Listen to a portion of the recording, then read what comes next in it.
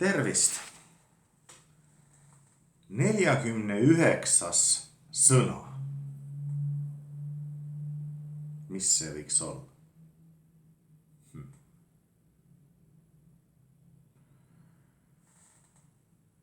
Äkki see sõna võiks olla lihtsalt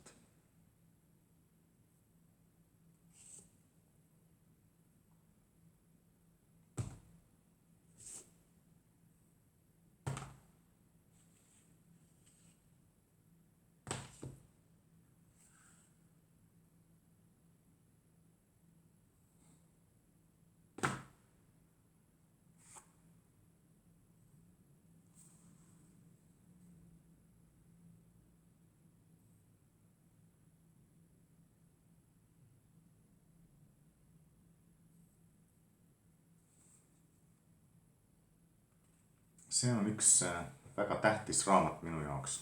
Maapuupäiv.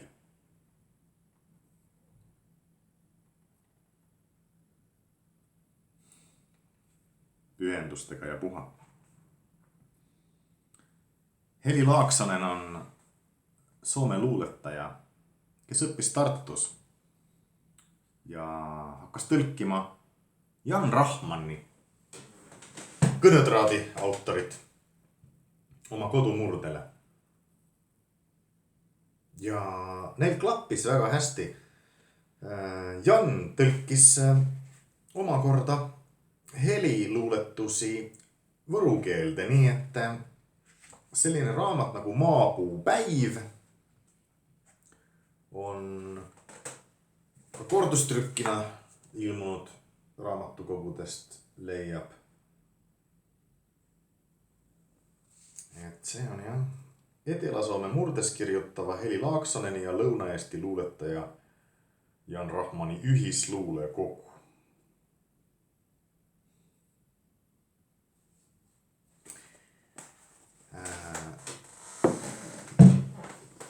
Siin on üks selline hästi vahva luuletus, on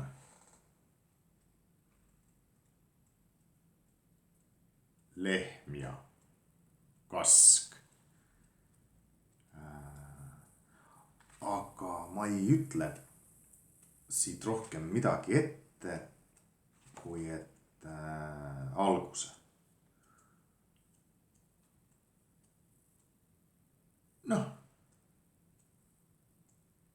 No kus ta on? Lehm ja koiv, mä tahro olla lehm koivu all. See on originaal. Heli oma. Ma tahas olla lehm kõo all. On Jan Rahmani võrukeelne tõlge. Siin on neid Heli luulekogusid, mis ta on pärast kirjutanud. Väga head luuletused. 28,30 maksab luulekogu odaval, kui läheb poodi ja kui ta on uus. No aga ta on seda väärt ka. 2 pudelit Sauvignon Blanc veini. Järgmine hommik ei mäleta midagi, aga see säilib, see jääb. Mul pole isegi Heli autogrammi veel siin. Jõuab. Siin on. Ja siin on väga armas pühendus. Ole naksis, ole krapsis, ole mukku. Niimoodi kirjutas mulle Järvi Kokla, kes on Heli Laaksoneni luuletusi hiiukeelde ümber pannud. Siin peab ka olema lehm ja koiv.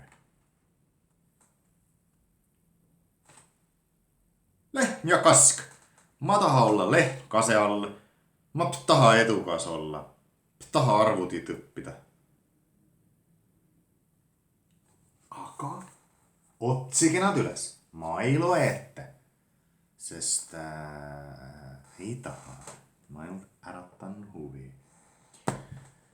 Elikko ja koivu. Mie hallu olla elikko koivu alla. Mie hallu luuva. Elikko ja koivu on minu tõlge oma kodumurdesse.